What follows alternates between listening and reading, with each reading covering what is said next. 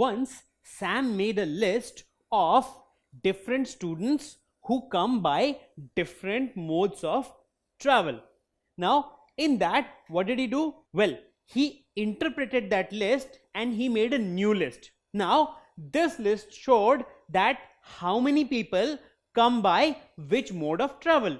So, in this list, as you can see, 8 students come by walking, 9 students come by car, 4 students come by bus, 5 by cycle, 1 by train, and 3 by taxi.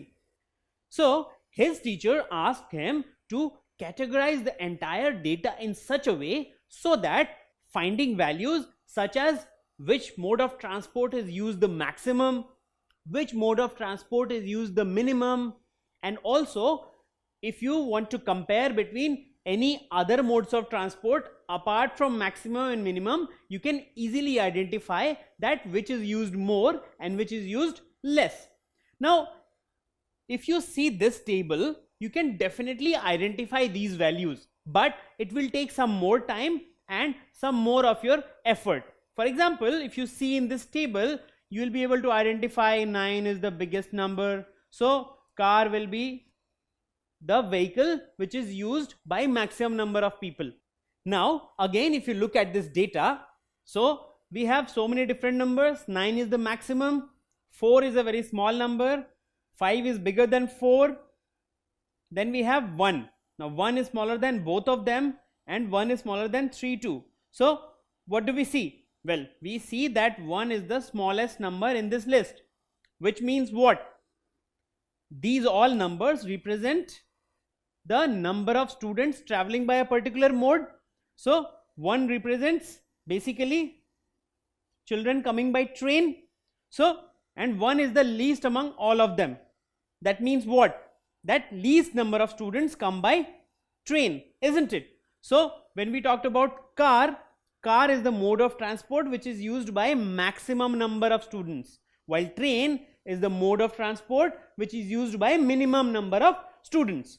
But again, although you were able to definitely identify these values, but categorization of these values using numbers takes a bit of time.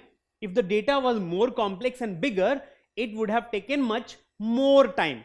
So definitely from tables itself you can identify these different values, but when you are comparing between different values, which is maximum, which is minimum, or which is more, which is less, in these type of values and this type of categorization, the best way is to use a different type of representation.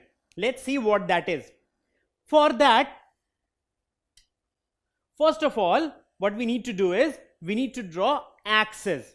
For example, this is one axis and this is another axis. So this is how you draw axes.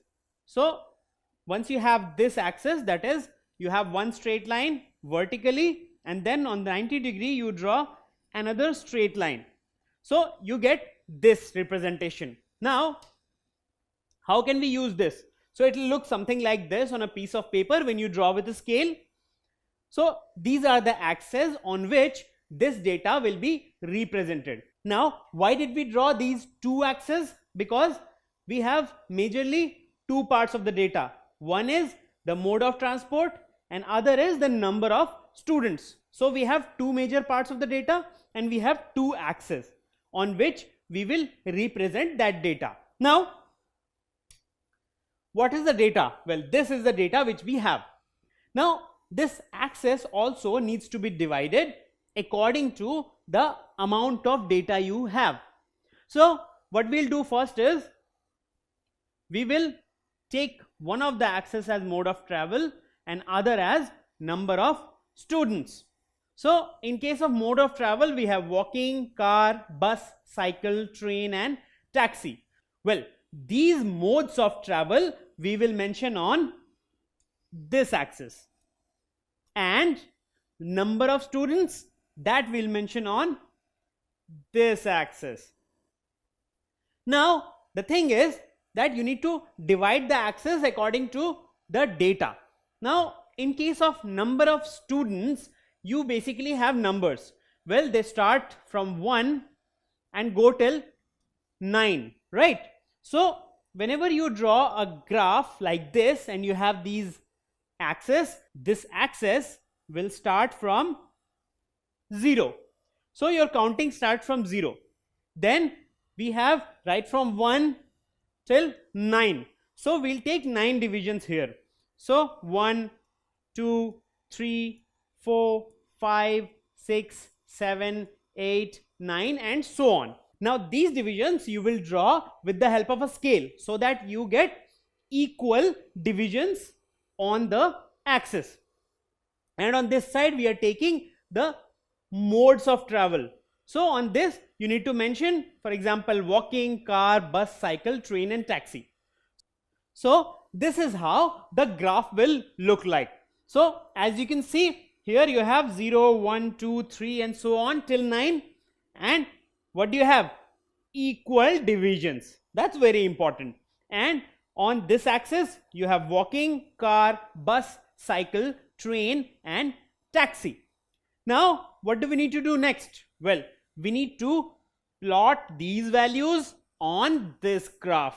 So how do we do it? Well, we will use some rectangular boxes for this. So let's see how it works. So first of all you have walking, which is 8 students in this category. So from 0 we'll start marking till 8. So that's one marking which you have done, that is 0 to 8. So walking is 8, that is 8 students use the mode walking. Now next we have car, which is used by 9 students. So in the car we will again mark till 9. So it's 9 people come by car.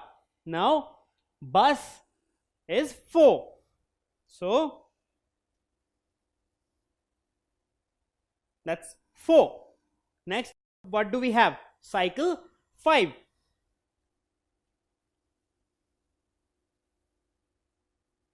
So 5 people come by cycle. Then train 1,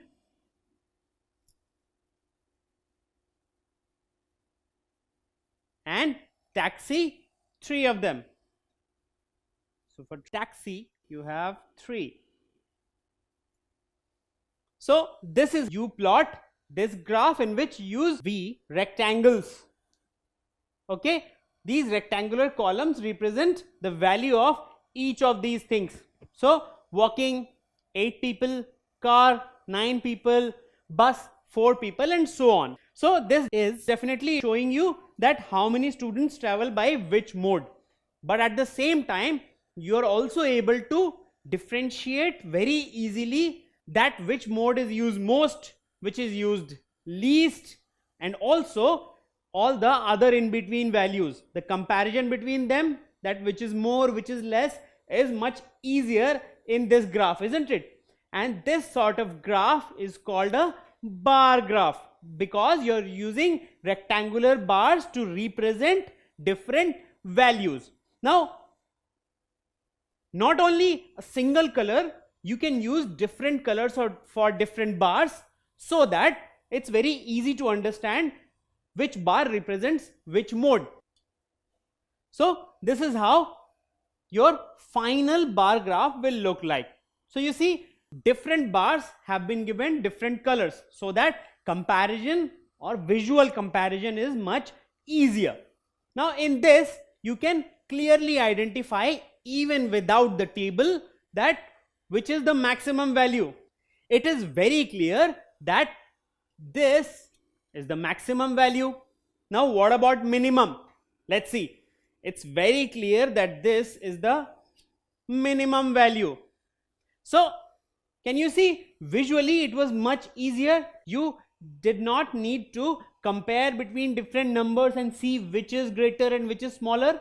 Just by looking at this bar graph, you can know that this is maximum, this is minimum, or even if you are comparing between this and this, then you will know that this will be higher than this one, and so on. So you see, comparison is much easier in case of a bar graph. That is, which number is higher, which is lower, and so on. So what is a bar graph? Well, a graph drawn using rectangular bars to show how large each value is. So in this bar graph, well, it is a graph using rectangular bars to show how large each value is. So basically, we can represent the data visually much better using a bar graph by representing the data in the form of bars, rectangular bars, which represent the value of each component. So when we talk about a bar graph is a very advantageous method to represent data visually. And when you represent this data using rectangular bars, then you are able to compare the values, that is, how large each value is, much easily. Don't forget to subscribe to our channel. You can also register for free at deltastep.com to get all learning resources as per ICSE, CBSE, IB, Cambridge, or any other curriculum. Over 5,000 amazing lectures across maths, science, English, and social science. Our unique interactive video technology keeps you engaged, and our iDictionary feature allows you to quickly revise any concept. Master each topic at your own pace with our adaptive practice technology and 1 million plus questions.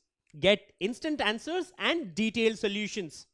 Be exam ready by taking unlimited mock tests, performance analysis along with actionable feedback, personal tutors to resolve your slightest of doubts.